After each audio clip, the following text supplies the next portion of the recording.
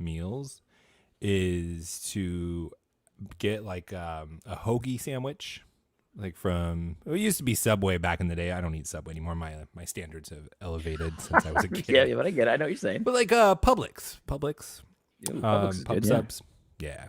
But my favorite is to eat like half of it and then save the other half for later and get it a little soggy. Oh, I know. Super cold in the fridge. Exactly what you mean. Yep.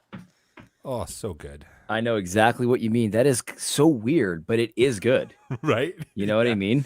Yeah, you have to have the right bread for it. It can't just be any Yep. like old typical slice bread. It's got to be like I heard somebody making a sandwich once, and he put it in the paper, and he said that when you put it in the paper, that's what happens. It kind of like all combines and just makes it really good. That is good. All right, guys, let's do it. We have yeah. Welcome to Reformgelical. Hey. It is the normal show. We don't have the special guest. Yeah. I made a mistake, guys. It's my fault. I thought he did want to speak tonight, but I had told him that I couldn't do it this week, except for tonight if he wanted to come on the show. He wanted to do it tonight, but he wanted to do it on my channel.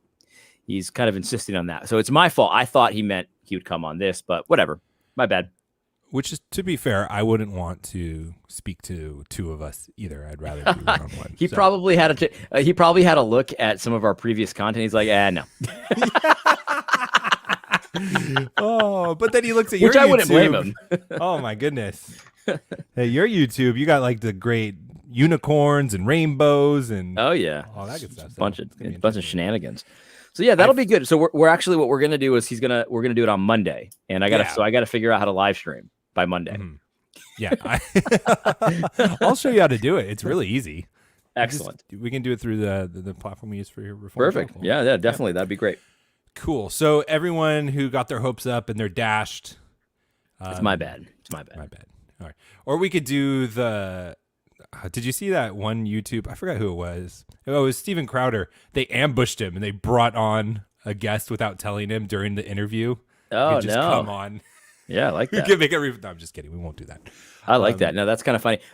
I used to watch a couple live streams that would do that from time to time where they were like drama channels. So they'd be like, yeah, we're talking trash against some guy. And then he'd be in like the green room and like, here he is. So everyone, sorry. And then I couldn't change the name. I already created it and I didn't know how to edit the name. So I found out a couple of days ago. So I'll take credit for that it's false advertising. Well, that perspective. It happens. But man, it happens. I have a question. You are getting all this inside scoop of being from the SBC, Baptist business. That's right. And you're the Presbyterian. How are you getting all this inside scoop? Well, I'll tell you what, honestly, I can't take any credit for it. People were commenting in that video that I did such a great job with the research, and I didn't do the research. So I looked at it and I vetted it, to the best of my abilities. But so a couple of people from McLean Bible Church have been reaching out to me over time. So maybe like a year or so ago, the first guy reached out to me about some of the stuff going on there. And I didn't do anything with it because it really hadn't blown up yet. But I knew that there was rumblings of rebelling against the wokeness. You know what I mean? Right. Anyway, so over time, more people have reached out. And then now everything's kind of blowing up. So I've had a number of people reach out with sort of these very well, you saw the document today. It's like a PDF that's, it's like a 13-page slideshow or something. Very well put together, well researched, and there's more of them. And I can't really talk about what they're all about, but there's a lot of research that has gone into some of this, and it's just so crazy, man. It's just one of the most insane stories that I've ever heard. And just to see, David Platt and his goons just sort of dig their heels in, it's really weird, man. Yeah, and man, congratulations on 125,000 new episodes. Couldn't even believe it. Woo. I couldn't even believe it. So what's interesting about that as well. But that's my most watched video by far at this point. And it got there very quickly. And what's interesting about this, Matt, is that I almost didn't even make that video because I was like, this is pretty embarrassing. Like this is like personal, not personal, but in church business. Like, should I do a video about this? But I decided to do it because what had happened was we were getting this twisted story from the pulpit from David Platt. And if you if you listen to the sermons that he's been preaching around this time in early July, early this month, and all of that, he just like is telling you these things that are happening. He's ripping people left and right. There's some brothers that are doing this, and they're busing people in from the church. And I've heard of what had actually happened, and so the way he's spinning this is just they're lies. He's lying. This is not the only lie he's told. He's told many lies, right? So. Right. From the pulpit ripping people. And so it's like David made this public. And so these people, a lot of the people came to me with this information, not really to have me do anything, but just looking for like help. Like, right. We need people to know what's happening here. You know what I mean? Mm-hmm. And like someone asked David Platt, why would he lie about that? Well, he lied about it because people would believe him, and he knew that. Mm-hmm. So these folks at the church had the foresight to record this stuff. They'd been through this before. I imagine they didn't start off recording stuff, but then they started seeing what had happened. So they recorded stuff. They've saved emails. They've saved messages. I mean, there's a wealth of documentation here, and it's so crazy. It's so insane. I asked the guy last night because there's not just one guy, but the main guy who's giving me some decent information. I asked him, I said, are you being church disciplined? Like, because they're like ripping you from the pulpit. They're writing letters to the church with walls of text. If this was in a Word doc, it'd be like a 15-page Word doc sent to the whole church about how evil you are. I said, dude, are you being church disciplined? And they just laughed. No, this is how they're handling it. There's no church discipline. Instead of church discipline, they're just ripping me, saying stuff about me, writing emails to the church about me. Like, it's so crazy. Mm-hmm. It is so crazy. Yeah. I don't even know how to. I have to wait to release some of this stuff because it's not all out there yet. But like, you're like the Christian Project Veritas, dude. You got these I really don't videos want to be, and tips and information. There's one thing that's kind of funny. This is another lie that he told from the pulpit. So somebody had coined the phrase Melanin Baptist or Melanin Bible Church instead of McLean Bible Church, because the joke was like, you just become obsessed with race, right? Everything's race, everything's skin color. So you're like the Melanin Bible Church, right? So Platt, I don't know if this is before his sermon or during it, but like at one point he's up there and he says, and they said they were the Melanin Bible Church because it's these racists that are against black people because we put blacks in leadership. It's like, no, that's not what he was saying. Yeah. He was making fun of you for being obsessed with race, not and because you put blacks. Of course he knows that. He's lying, and he thinks that he can get away with it. And he might get away with it. Right. But we're going to do everything in our power to stop that. And I think a lot of normal people have woken up, man. I've gotten so many messages like, man, I love Platt, but like, this is too crazy. Mm-hmm. Yeah, it is crazy. I just hope it's not too late. I mean, I know it's not too late in the grand scheme of things. Oh, yes, but just with like the next couple years, it's going to be really interesting. David Platt is just playing like every other leftist. I mean, he's doing the same things that Joe Biden does, as he manipulates and spins things to get what he wants and makes these emotional pleas. Yeah. And they're just leftists. That's all they are. They're the people that are the same kinds of people. It's the same playbook. Everything's the same. They're spreading misinformation and they're skewing the vote, when in reality they're skewing the vote. They're the ones doing it. It's like projection to the max. Everything is the same as the Democrats. It's the same playbook. Mm-hmm. And my brother said, well, they have the same master. I'm like, yeah, definitely, right on. He goes, yeah, but I don't even just mean Satan. I mean like Satan too, but also probably the same guy sends them all emails to tell them what the next playbook is. That's what he means. Right. I don't know. I got no evidence of that. But what I am saying though is that this is just crazy. And let me just make a comment here. Wyman Taylor Bear says that he didn't get called to Christ until a couple of years ago, so he doesn't really have emotional connections to some of these guys. And I'm like that to an extent because I didn't come to Christ until I was an adult already. So some of these big names, I read them early on, but I didn't have as much of a connection as some people. Like when that dude that wrote the weird book came out as gay, or I don't know, whatever. People were like, I can't believe it. How is he gay? Like I didn't even know who it was. You know what I mean? Phil Vischer. I didn't watch VeggieTales. Like, so it's a lot easier for me. So it's just like, I get it when people are like, man, it's just so disillusioning, disheartening. And let me just say this, like, don't worry about people falling away because God won't fall away. You know what I mean? God won't fail you. So that's what you got to do. Yep. And we just have to refix our hope on Christ and the Word of God. Amen. And know that we do have leaders that are fallen. They're sinful people, like even the good ones. And they're going to make mistakes. And you just can't have your hope wrapped up in them. I never understood that. Oh, man, I was talking to this guy. Matt, this is too funny. So okay. He was mentioning to me how funny it was that do you remember the joke we used to make about Joe Carter being an asset? Mm-hmm. So he said that him and his wife used to laugh so much about that because they had thought similar things because like nobody ever sees him at church. Like he's like, it's been like a year and nobody's seen him. Yeah. And then he showed up at like one important meeting to say something or other, like one time, but like, that's it. he just pops in once a year. Oh man. Yeah. He's a plant. He's a bot. At the very least. Yeah, exactly. He might be a bot. Someone Allegedly. on Gab, I forgot who it said, allegedly for sure, said, I'm tempted to make a Joe Carter bot for a Twitter account. That'd be hilarious. That would be really funny. Be Absolutely, so it would be.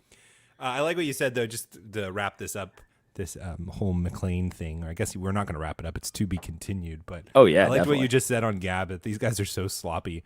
And that's like the one time I'm thankful that Christians are incompetent, when they're evil like this and they're lying and they're deceiving. They're just bad at it too. Like they're bad at music, they're bad at business, they're bad at all. Well, it turns out they're bad at manipulating and lying to people too. So it's gonna be really easy to expose it.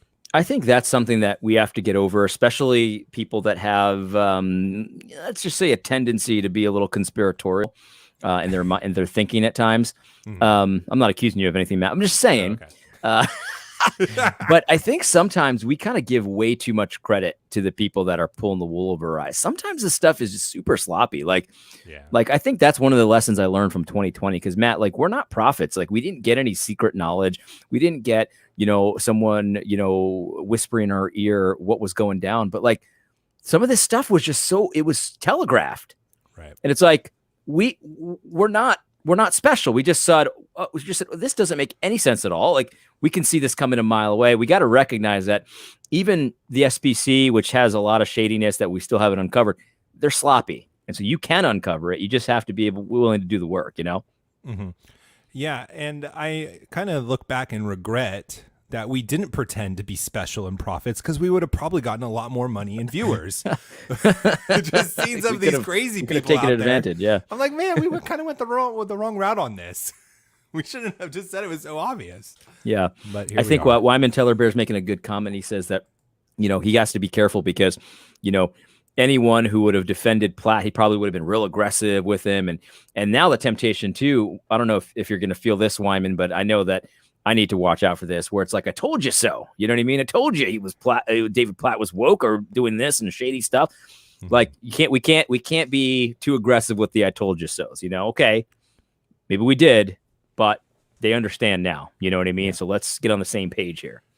And all of the problems, in my opinion, at least reflecting back on it, that we're seeing today with our culture, the church, SBC, our politics, government, local government, our schools, all this stuff, they've been successful, not because they're super crafty or like you were saying, they're not special. They're sloppy. It's because we haven't paid attention and been good stewards with what God's given us. And so the hope in all of the bad things that are happening, and I still think there's going to be consequences. It's like, I feel like a lot of us are kind of like that kid who realized he made a mistake and sinned and didn't get the spanking yet, and realized that he's sorry and he really is repentant, but he still needs to get the spanking because that's what justice is and that's what discipline is. Yep. I feel like we haven't fully gotten the discipline and the punishment for our lack of stewardship, for lack of a better word, in all of these different areas.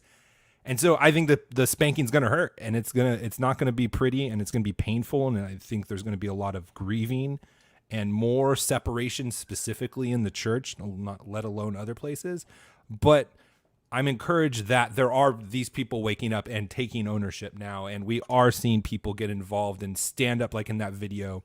Again, I don't know, just like what you said, we don't know if that was constitutional in their constitution to stand up and speak like that.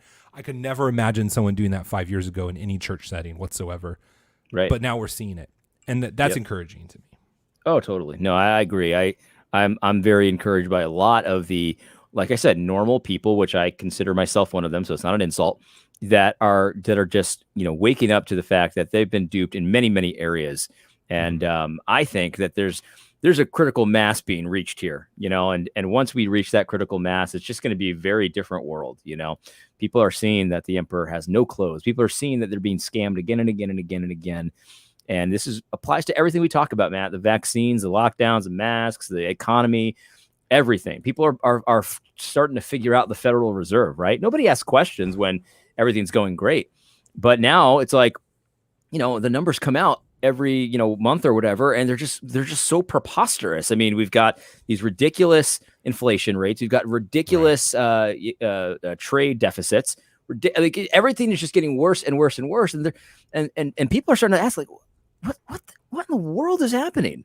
Yeah, exactly. You're saying the economy's good? No, it's not. It's terrible. It's so bad that we just missed our GDP growth numbers, and in the midst of inflation being very high. So right. We couldn't even hit the goals with inflation that was supposed to be transitory. Right. So right. It's pretty bad. By the way, Powell revealed, just shifting gears really, he revealed kind of what he means by transitory. And it's just, it's so insane what he means. Like, he's like, according to his standards, if we have 10% inflation for 2 years in a row, and then it reverts back to 2%. Not like the prices go down, like right. It goes back to just regular 2% inflation. He's right. It was transitory. It was right. It's like, but wait, in those 2 years, the cost of living went up 10% each year. That's not transitory. That's permanent. Right. Yeah. It's the same kind of spin where they say we're cutting spending, where you're cutting the rate of growth. You're not actually cutting spending. Right. Yeah. Yep. Absolutely. So that's exactly what I read an article today about Peter Schiff, and he was making the case that the market is starting to wake up to this fraud that the economy's good and that there is a controlled inflation, and it's the rates that they're saying they're not actually worse. And the market is starting to wake up to, like, why isn't the Fed stopping inflation? And he's like, they can't. Right. This is the biggest bubble in all of history, and all it takes is one needle to prick the balloon to pop it, and the Fed isn't going to be the one to do that needle, which is to raise interest rates. The moment interest rates go up at all, we're in a great recession, if not depression. Yeah, no, I totally agree. Peter Schiff is I like him a lot. Some of the things he says I don't quite agree with, but that's definitely one of them. That the Fed won't fight inflation because they simply can't. They're not willing to do it. Yeah. They would have to go. He always says they'd have to go medieval on it, and there's just no way that they're going to be willing to do that. Like, they couldn't get away with like modest rate hikes. It would have to be insane rate hikes. They couldn't do it. Yeah, right.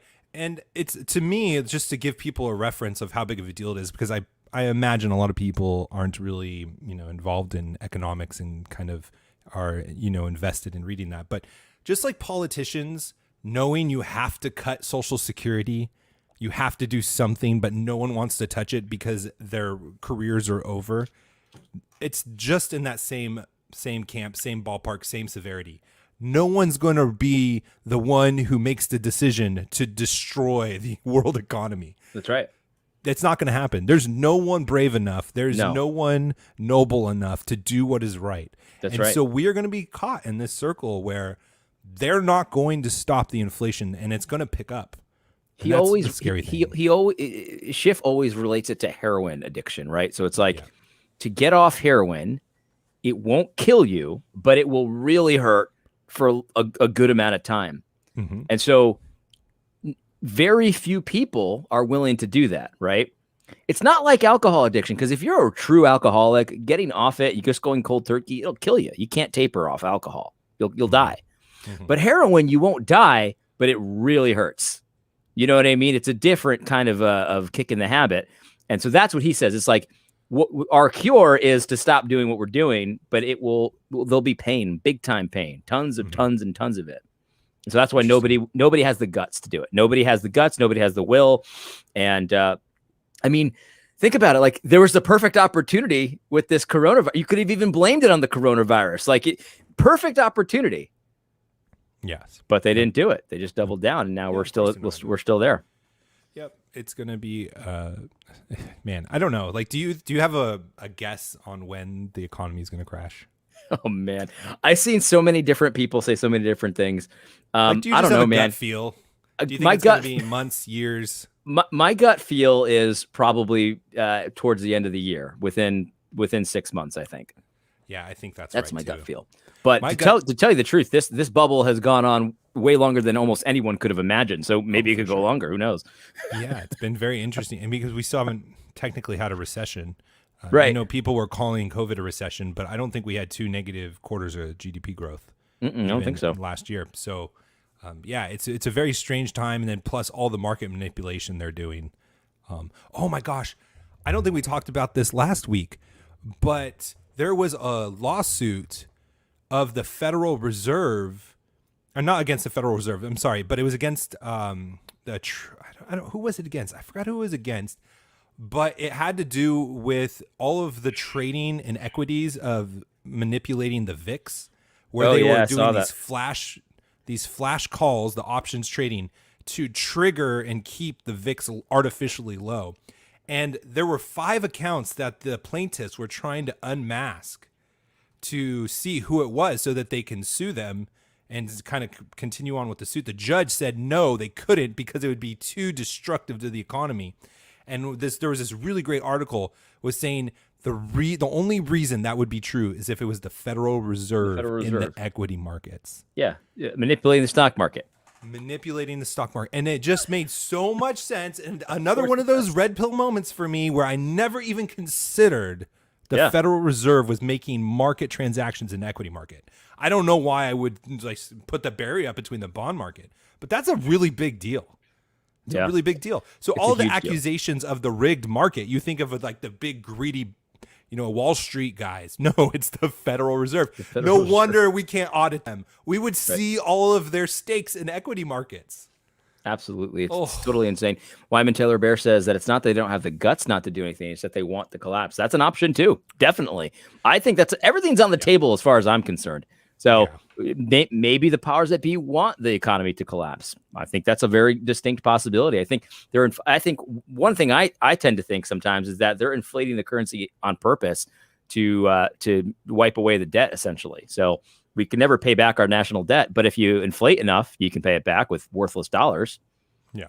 Yeah, and you're screwing all the people that have the bonds, which a lot of them are not our friends at the moment. Yeah, it'd be a default. I mean, it'd be a type of default. Yeah, you give them the money. Yeah, here's your money. It's just essentially paper. Well, it's a type of theft. I mean, we're stealing from our borrower or our lenders. Yes. And so, I honestly don't think Powell is the person trying to tank us. I just, from what I know of him and what I've done research on him, I think he just really does not have the guts to do what is right. And I think there's a lot of pressure behind the scenes to make him not ever consider it as well. Let alone just the psychology of you're going to tank the world economy. I don't know if I could pull the trigger, to be honest. If I knew that I was going to destroy the world economy by doing what was fundamentally correct, I don't know if I could have done that. But the trick here is no matter what the option is, whether he won't have the guts to do it or if he doesn't have the will to do it, like he doesn't want to, he wants to crash the economy. Either way, take that knowledge and arm yourself with it. So now you know that the plan is they're never going to stop, all the asset purchases. They're never going to stop printing money. Never. Right. So you got to use that to your advantage somehow. Yeah. Talk to a financial advisor. Yeah. We're not us. But I do think that there are plenty of people trying to crash the economy, specifically in the executive branch, doing all of the policies that they're doing and threatening to do lockdowns again and mandatory masks across the nation. So what's your reaction to that, Matt? I'd like to explore, your thought process behind that. Well, if this wasn't a Christian show, I would just put up the middle finger. I'm really getting the stiff-necked Jewish genes going with this stuff, and I just want to rebel, man. I just want to be I one of was those talking to my zealots. brother. That's so funny that you say that, because I was talking to my brother today about how we were saying how this whole COVID vaccine thing, I think I'm off vaccines altogether now. Yeah. They've turned me off completely. Yeah, agreed. And I have to say that this COVID mask thing, it's a similar reaction to me. It's like, it almost makes me want to disobey every nonsense law out there. Right. Like, yeah. I just, you say something, if it's not an issue of morality, I'm just going to say no. Right. Never doing it ever again. AD is going to be doing donuts in a 4-way stop with screw the government. I mean, I don't want to get fined and stuff, so I Right. guess I'll avoid that kind of stuff. But I'm not, there's no way. Like, there's got to be more people this time around that are just going to say no, right? I hope. I really My hope wife so, just man. made a comment. She was out at the store, and she already said she noticeably saw more people with masks on. Yeah. Even in Florida. No, I have two. I have two in New Hampshire, and not that many though, but definitely more this week than last. I'll say that. Mm-hmm. What's funny is they came out. They admitted the PCR tests are garbage, and they can't tell the difference between the flu and COVID. But somehow you are able to tell the difference between the scary Delta variant and the normal COVID with these same kinds of tests. Oh yeah, of course. Well, that doesn't make sense to you, Matt? No, it doesn't. Yeah. But then I guess it just is typical. So nothing makes sense to me. It's anymore. just rebranding. That's what Wyman was saying here. Rebranded the flu. That had me laughing for a couple days. Yeah, Rebranded the flu. So true though. And does anyone remember all the other variants that we were talking about? Like there's the Brazilian variant. There was like 4 or 5 other variants back in March. And we don't even hear about those anymore. No, that's nothing. It's the Delta variant. That's how you know it's serious. Delta. Yeah. I was listening to the not the manufacturer, the maker, the creator, the inventor of mRNA vaccines, like the guy who made the technology. Yeah. The guy's getting censored. He's getting wiped out. We talked about that before. This week, Well, he's a science denier. Obviously, he'd get censored. Yeah, exactly right. He denies his own inventions. Right. That's the madness and the level of craziness that we're at today. But he said the things that they were warning about, the virologists back in March and April, that it is foolishness. Actually, it might have been before March and April. It may have been last year when they were talking about just rolling out these vaccines.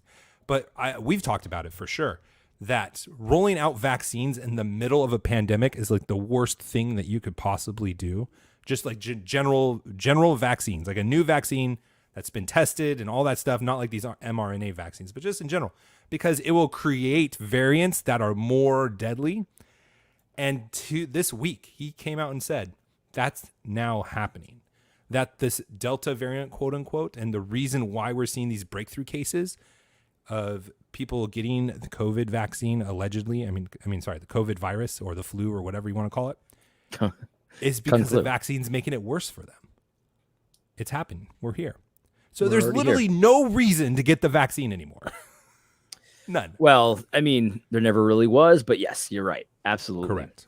Absolutely. I just want people to know that. It's really upsetting, man. It's just that this is being pushed and just people are falling for it. And it's all like what I've noticed, Matt, too, and we've talked about this before, everything is kind of connected too.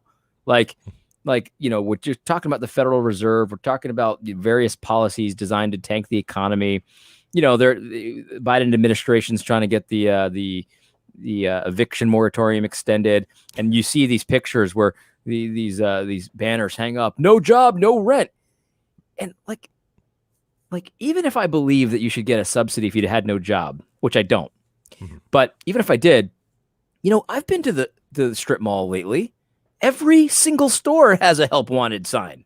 Everyone. Yeah. Mm-hmm. So it's nonsense, obviously, but it's all nonsense that's connected. It certainly seems like for the same goal, right? We've got the Delta variant. You can't go to work. We're going to keep printing money. Yeah. We're going to keep printing money. Man. You're not going to be able to survive on your own because even if you did want to work, your wages, it just came out, decreased 2%. In the midst of inflation being, who knows what it is, 10, 15%, what it actually is. Yeah, I tend to think it's between 10 and 15. I think so too. Yeah. So it's not even just that they're going after the lazy. It's that even if you wanted to do the right thing, you can't afford to do the right thing anymore. Right. You can't afford it. And so you are going to be on the dole. The universal basic income. That's their goal. They love it. Yeah. They love it. It's but at this point, it's just so intentional that you just have to accept it as that and make decisions based on that. You can't say it's just they don't know any better. You can't say that there's not some massive plan. There is a plan. It's obvious to anyone who's looking. It's very obvious what they're doing. Do you remember when people used to be like, just get the vaccine so we can all go back to normal. We don't have to wear masks anymore, and we can go to our events and stuff like that. And it's like I knew that was a scam back then. Again, we're not prophets. I knew that was a scam. But now it's all come to fruition. Well, I know, it's so good. You know, you still have to wear a mask, even if you've gotten the Delta variant. You know, the vaccine doesn't do anything against that. Right. It's like everyone still has to wear one. Well, that's what they want, even if you got a vax. And so I'm sitting here, I'm like, I'm still doing fine with my normal blood. And I'm still not going to listen to the mask thing, but they want you to wear one just like they want me to wear one. Right. Yep. Maybe they'll make me wear two. 2 plus the vaccine that doesn't work. Yeah, so I'll be doubly disobedient since if I got the vax, I'd only not be wearing one mask. Now I'm not wearing 2 masks. That's double the disobedience. That's right. That's right. I mean, and that's what it's going to have to take. You see the citizens in Europe and Cuba and all these places, they make January 6th look like, daycare. Nothing close to what we were going to do, right? We're going to have to get to that point too. It's not going to stop. They got the propaganda machine going too. I posted a video on Gab of I don't know, maybe he's a singer or something. Who knows? Just a black guy, and he's like, that the science is settled, and we didn't do anything. We followed all the protocols. It's totally safe. It's like, that guy, you don't know what you're talking about. You don't know. You're just reading lines, right? But like people, I guess, do people believe that? Like, they're like, oh yeah, well, that's that hip hop artist. He must know. Yeah. Does anyone fall for that? I don't know. I guess so, man. Maybe. I guess they wouldn't do it. It's crazy to me. It's so crazy that they are getting as so many people. I guess supposedly the number is under 50% that have got vaccinated in America so far. Which what a failure. I think it was 48% was the last I heard. I could be wrong on that. It might be a little more now that they're paying people money and throwing all these other prizes at them. And then now it's mandated, like Joe Biden's mandating it for all federal workers except the postal workers because the union said they didn't want it. So good for them. Good for them, exactly. But it reminds me of back in the day where Mitt Romney got in trouble for the leaked video. This is so nonsense. But he said in a donor dinner that 48% of the country is not going to vote for him, so he's not even campaigning for them. And it was like the big outrage, like, oh my gosh, he hates half the country. And he was just saying that they're not going to vote for him. But it's like right there with the same amount of people that have been vaccinated. And that kind of makes sense to me. The 48% that are always going to vote for bigger government, they're Democrats, they're always going to vote for the left. Even Mitt Romney is too conservative for them. Well, yeah, that seems right, that the number of vaccinated people that are going to take a vaccine that's experimental, hasn't been approved for a disease or a virus that is as effective at killing you as allergies are at this point. Let's be honest. It's ridiculous, man. It's just so crazy. Everything is just so crazy. There's something else that was crazy in the news. And again, I think this is all tied in together. I think everything we talk about going forward is going to be all tied together because I only want to talk about important things, and all these important things are all part of the same plan to destroy us. The globalists, as scam says. Yeah, exactly. So some of the House of Representatives, congressmen, went to the jail where the January 6th protesters are being held without a trial, without bail, for misdemeanor charges, solitary confinement. They're only out of their cell for an hour a day. They went to go inspect the jails, which they have authority to do because they're on the I forgot which oversight committee it is. Anyways, and they locked them out. They wouldn't let them in. They got in, and then they made some excuse of why they had to go outside. And as they were walking out, they did the thing my 3-year-old does, where he locks the door behind them and you can't get back in. And they made a lie to get him to go out, and then they locked the door and they wouldn't let him in. But just think about that for a second, with all the context of what's happening around us with these these mandates, the destruction of our currency, we have jail cells. I mean, wardens, people that are running jails, confident enough to block out the representatives that are supposed to be in charge of them and overseeing them, that represent us, that they're just perfectly okay with locking them out of the federal jail. Think about that. That's crazy. There's just no fear at all. They can do whatever they want. Yes. And that's the whole point. Is that we were talking about this back with Trump, like, oh, if they can kick Trump off Twitter, they're going to kick all of us off Twitter. Yeah. And that's what they did, right? If they're going to tell people that have the authority, even in the government, to look at and to take a tour of what they oversee and just say no more, what are they going to do to us? They're going to do the same things to us. It's not going to get prettier from here. It's not getting easier. There's no brakes on this. It's going to get worse. Yep. Do you agree? Yeah. Oh, yeah. I mean, I don't think that anyone would disagree in this audience that things are not going the right direction, and they're likely to get worse before they get better. Yes, for sure. I want to share this screen. Oh, I can't do Chrome tab. Oh, I wish I could do Chrome tab. I think, we have to decide ahead of time what our limits are too, what are we willing to put up with? What are we not willing to put up with? We just have to figure that out ahead of time.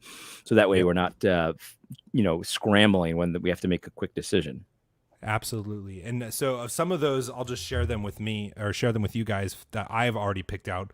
No vaccines. Yeah. When they mandate them, that's a red line. When they try to take my kids away from me, that's a red line. Yep. I mean, if they're trying to shut us down from church, that's a red line. Now, the responses to the crossing of those red lines are going to look different, I think. Oh, yeah, definitely. But those are red lines that are not going to be crossed while I'm still living. Yeah. So, but look at this. This goes along with just they don't care if they have authority or not to do things. They're going to do them. This is on the CDC website. What is the shielding approach? The shielding approach aims to reduce the number of severe COVID-19 cases by limiting contact, and it's blocked out because it's on the phone and they did a screenshot. But going down to the highlighted portion of it says high-risk individuals would be temporarily relocated to a safe or green zones established at the household, neighborhood, camp sector, or community level depending on context and setting. They would have minimal contact with family members and other low-risk residents. This is being floated on the CDC website right now. Thinking about how they've acted so far, how many rights they've taken away from us, this is where it's going. And it's not crazy. They just were doing it in Canada. They are doing it in England. Yes, that's the thing that I think we need to remember. It's like we're seeing this stuff in countries that are theoretically civilized. Western societies. Right. Yes. This is not that far off. This is not that wild. And people like to think that Americans have a different attitude, but we really don't. Well, many of us don't. We're not doing what Europe's doing right now, rioting in the streets or protesting in the streets. They're not really rioting. They're out there in the hundreds of thousands. We had one January 6th get together because Trump told us to. Crazy, man. We're worse. Absolutely crazy. We're absolutely worse. So I'm not very optimistic. Not very optimistic at all.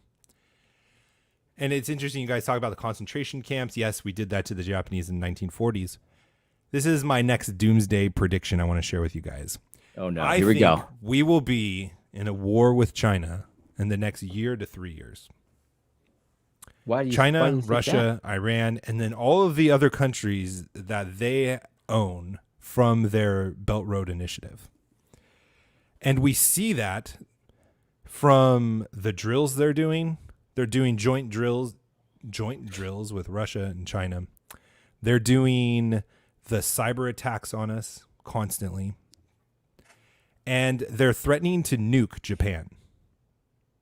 That seems reasonable. I mean, it seems reasonable. That's what normal countries do. Yeah, exactly right. If we stop them from trying to take over Taiwan, they threaten to nuke us, nuke Japan, and go to and have a nuclear war with us in effect. And I don't think that it's far off for me to say that we're going to go to war with them, because all of our military generals are saying the same thing. And they're preparing for it as well. But I think it's going to be triggered by the 2022 election or the 2024 election, which is my time frame for 1 to 3 years. Because, why do you think that?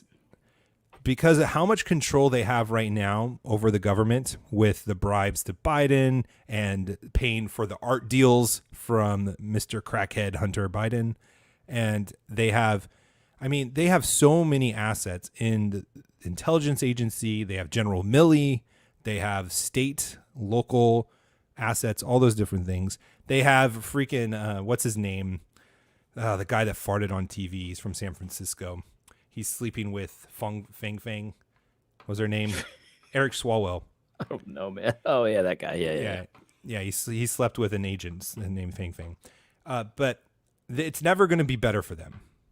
And I think that with all the things that are moving, the shutdowns, the mandatory vaccines, the chaos that's happening, there's going to be no better time than now to do those things. And so if we do get what we want as far as fighting for election reform, where we do expose the fraud that happened, and we gain momentum when we actually start gaining seats, and we take over Congress, we take over the House and the Senate in 2022, I think that would trigger it. How could you gain seats in a rigged system? Like, something would have to fundamentally change, and that's not going to happen without a fight, you know? That's my whole point. My point is, at the best, like if things turned around at its best. Sure. And this goes back to what I was talking about in the beginning, where I feel like we are the kids that have been disobedient, realize we were wrong and repentant, but we haven't got our spanking yet. Got it.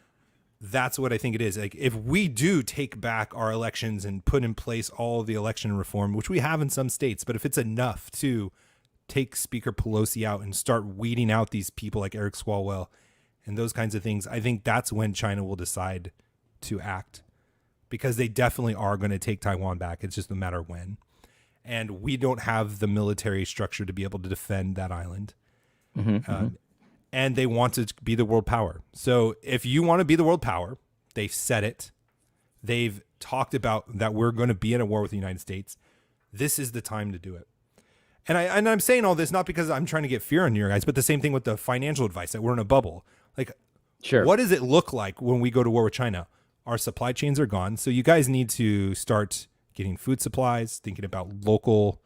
I don't know. What do you call it when you can survive locally? There's a word for it. Localism? You get your chickens. So self-sustaining. Homesteading? Yeah. Homesteading. All of those things. I think it's really, it would be wise for you guys to consider that. I think it'd be really wise. Yeah. So what you're saying then is the best case scenario, you know, from a nation perspective, leads to war with China. Correct. The worst case.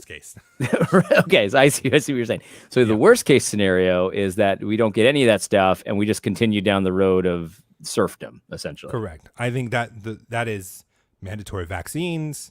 That is, you know, or maybe it's not mandatory vaccines, but you can't go to the supermarkets anymore. You can't get a job at a corporation. You can't travel. So you're basically going to be living in isolation in ghettos.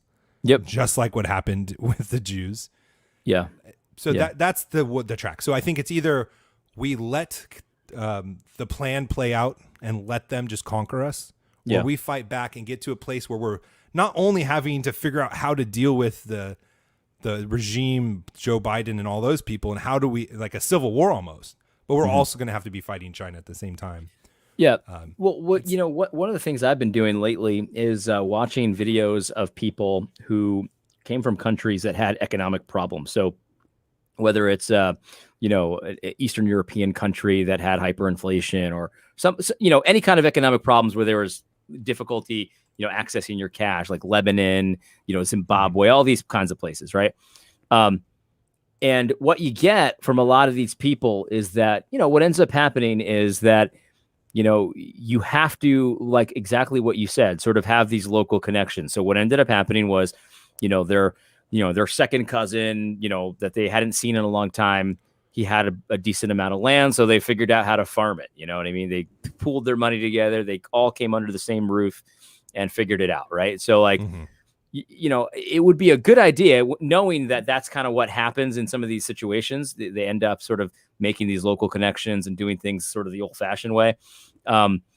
It would be a good idea to maybe get out in front of some of that stuff. You know what I mean? So you're not like scrambling to figure that out when the crisis hits. Like imagine this is going on. I think this is Lebanon right now, where there's some financial issues, and the banks just like took all the money. Like they're not letting you have your money that you have in the bank, or maybe like a certain amount you can get, but not over a certain amount. So it's like, and at the same time, there's all this inflation. So like they need more, but they can't take it, whatever. I could be having my country wrong, but there's a country like that right now. And so imagine if you had to go to the bank, but you couldn't, you literally could not get money out of the bank. What would you do? Well, I think a good amount of people would be completely screwed. Like they don't have any cash on hand, in a safe or under the mattress. Right. And some people are like, look, like, people always make fun of putting your money under a mattress, but it might be a good idea to have some under the mattress just in case, you know what I mean? So figuring stuff like that out ahead of time is probably a very wise decision right now. If you're right, Matt, that the best case scenario is we go to war with China and lose our supply. Mm-hmm. Absolutely. And there's a sentiment, I'm seeing it in the chat even, that we won't fight wars like this anymore. And I think I'm trying to be kind with this because I know you guys are listening, but I don't think that's realistic.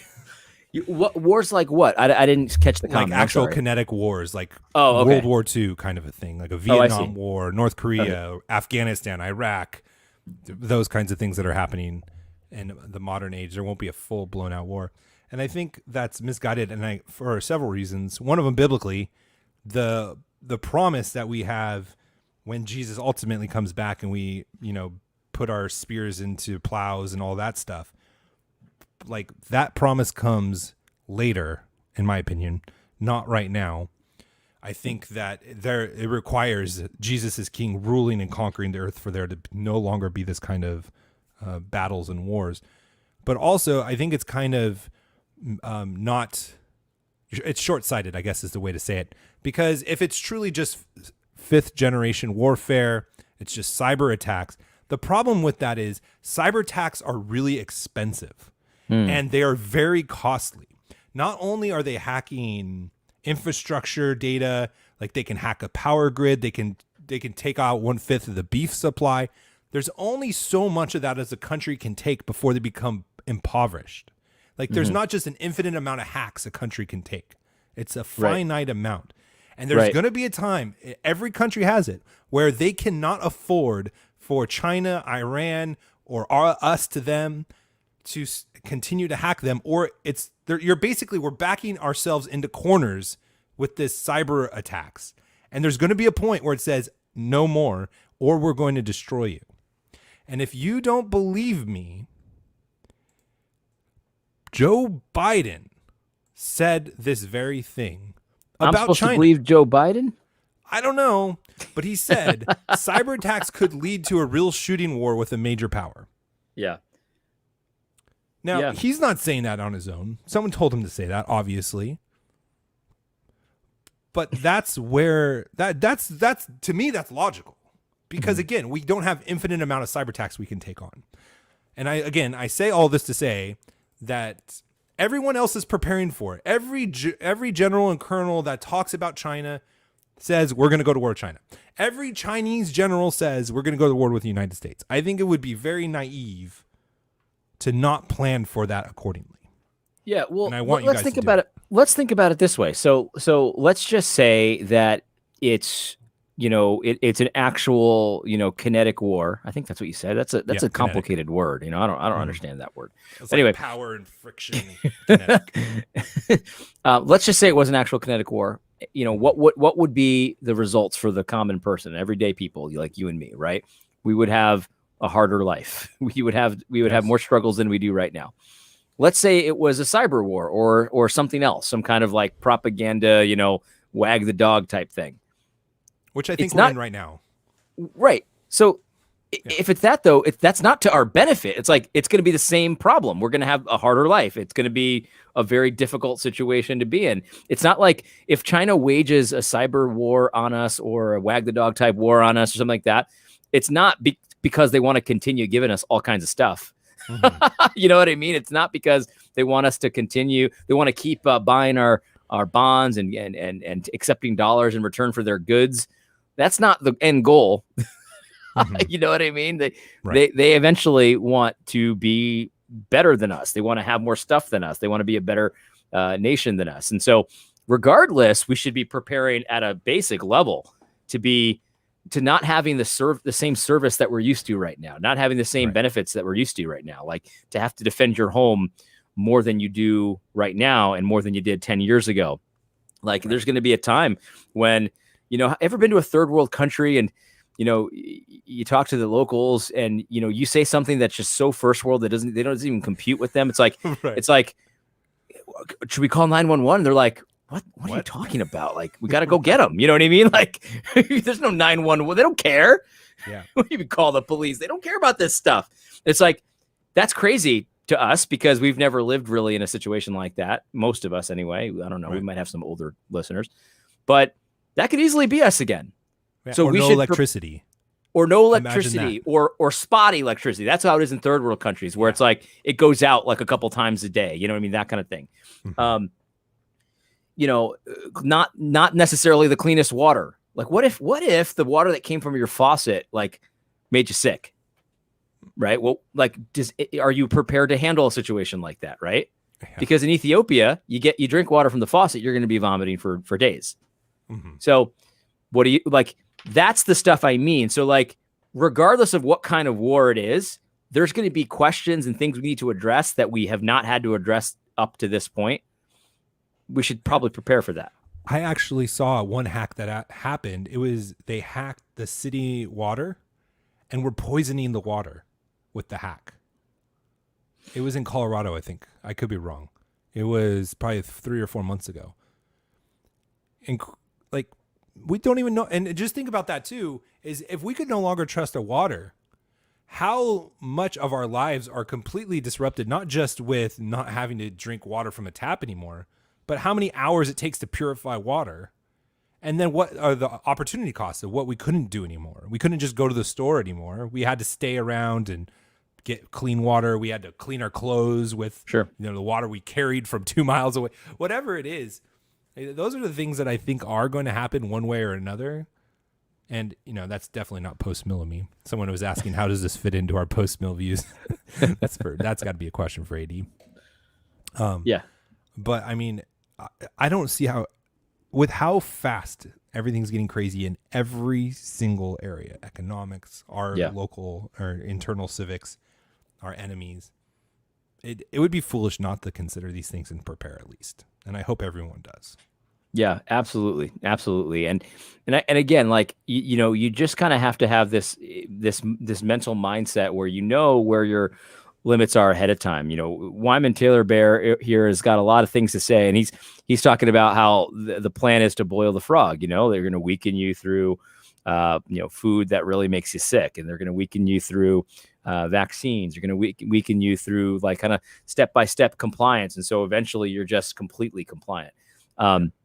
You got to nip that one in the bud, man, because the thing is so many of their plays right now are kind of adorable. Like remember when Biden was like, we're going to do the federal mask mandate. It's just a totally federal mask mandate. And everyone was freaking out. I can't believe it. He's going to do it. And it was so adorable to me because it's like, so if I go to your federal building, why would I ever go to it? You're going to try to make me wear a mask? That's so cute. Like, I'm not wearing any, that's nothing. That doesn't mean anything to me. Mm-hmm. You know what I mean? Well, the next day after he did that, I walked into the post office and said, hey, everybody, how's it going? I saw them all with their masks, they didn't say anything because they don't care. No. Yeah, maybe if I had to go to federal court, they'd probably, beat me into submission, probably physically. But I'm not going there. Why would I go to the Death Star? So you're saying that I have to wear a mask if I go to the Death Star? Oh, well. I mean, shocking. I mean, okay. So I guess I just won't go to the Death Star. How about that? It's just crazy. So anyway, but yeah, so it's a very you just have to have you have to change your mindset here because things aren't what they used to be. Yeah, there's a woke guy, Francis Chan. He used to be really good, probably like a lot of woke people. He But cries a lot. the sermon that made him like really come onto the world stage was where he was talking about how weird we've become as Americans because of how rich we are. Like a majority of us still don't even consider us as wealthy or rich compared to the rest of the world. We really are. And it's just made us really weird. And so like the things that we're talking about, a majority of the world lives in already. And Right. it's conspiratorial of us to even consider planning for this to happen again. That's like how weird it's been for our lives that a majority of the world for all of history has had to worry about this stuff. And it even feels a little crazy for me to talk about this, but it's actually been historical that that's how we've had to live. And maybe we should consider that that could happen again. Should you buy a house before the economy crashes? That sounds like a No. question I can't answer. No. This is, so not only are we in a big bubble, sorry, excuse me, I blew out the mic there. We're in a big bubble. Inflation, inflation kind of homes hedge against inflation, but there goes to be a point where no one can afford homes anymore. Sure. And because the wages are going down, they're not rising with inflation. So there's a gap going to be between that. And if you believe these virologists, oh my gosh, I can't talk today, that these blood clots are going to really start killing people, there's going to be a real shortage of demand, which could tank the housing market as well. So no, do not buy a house right now. I mean, if you can find a deal, then buy it. But obviously, it's very difficult, if not impossible, to find a deal right now. Correct. Yeah, you're paying a premium for what? I'm not sure. I'm not sure what you're paying for. Yeah, definitely. I'm not going to give anyone like advice like that. Because it depends on your situation, of course. Because maybe somebody came into a bunch of cash and like doesn't have a house or whatever. I don't know. What I mean, it could be fine. But yes. So let me just tell you this. So I was planning on buying some rentals or 1 or 2 rentals this year. And I haven't even considered it after I saw what was going on in the market. Yeah. You know what I mean? Like I looked for a bit and then I was like, this is insane. I'm not even going to participate in this. Right. Yeah. It's so hard, man. It's so hard to figure out any kind of investment, let alone something that big. So yeah, definitely. Definitely. And it was my first 2 rentals. Well, it was going to be my first one and then my second. So I didn't want to screw myself on the first one. So it's like, I'm not participating in this insanity. It was just bidding wars like crazy. I'm not doing that. Right. Yeah. With probably people that are pooling money from investors where you probably. Yeah. I just wasn't even interested once I saw what was happening. So like, if that answers your question, like I'm not doing it and I was planning on doing it, maybe that helps you out. I don't know. Yeah. There you go. Sound wise advice from AD. Speaking of not wanting to wear a mask, but probably going to have to anyways, do not forget we have the Fight Laugh Feast conference coming up in a month. I think it's in a month. Oh, yeah. Yeah, it's about a month. My 10-year anniversary. Wow, and you're still coming? Yeah, I think I am. I have to. So I'm on a panel. We're talking about something. Before you wrap up, they asked me a question. And it said, what events would need to happen for AD to change eschatology? Oh, that's good. So, for example, would a worldwide government leader being worshipped and then making peace with Israel do the trick? It might. If you see fire coming out of a statue when you don't worship it. That's a funny question, but I picture that scene in with the 2 prophets that, they're at the wall in Israel. In that movie. What movie was that? I don't know, Left Behind or something like that. There's a bunch of scenes where like there's all these crazy things something like that happened. Yeah, I might change. Why are all these clothes on the ground? If all of a sudden a bunch of people disappeared and just clothes were everywhere, yeah, I'd probably change. That would be funny. Oh, man. Okay, so there's some confusion. I'm not saying you have to wear a mask at the conference. Obviously not. I'm saying to fly to the conference. Oh, get on the airplanes, you have to wear a mask. Oh, it's the worst, man. It's so annoying. When I flew there, I had it on, and like when I went through the security thing because I didn't want to hassle. And then I went to where I sat down to wait for the plane and took it off, and nobody said anything. But it's just a disaster. Like it's so humiliating. It makes me want to drive. I know, but it's like in 2 extra days of driving. I know, man. And you just think about all the other things that you need to do. So, but yeah. And they're cracking down too. I don't know when's the last time you flew, but they're putting people on no-fly lists now if you get caught. No-fly lists. Oh man, I haven't flown since then, but yeah, that's just ridiculous. Yeah, eat your snack slowly. I did do that actually. I had a cup of water. I'm just like, so I don't know. But hey, thanks for joining everybody. This was a good conversation. Hope to see you, AD. I'm looking forward to your conversation with Ruslan. Hope that goes well.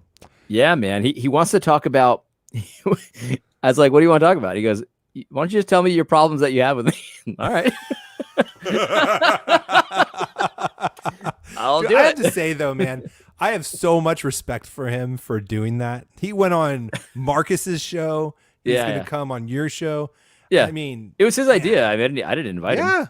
Yeah. I mean, I have a lot of respect for him, even if I disagree with him. And man, I watched one of his videos prepping for him to come on. How does he do all that live stream production? He's very skilled at what he does. There's just no question about it. I'm jealous. I'm really jealous. All right, guys. Thank you, everyone. Have a great night. We'll talk to you next week. God bless. God bless. Look at that one. Bye.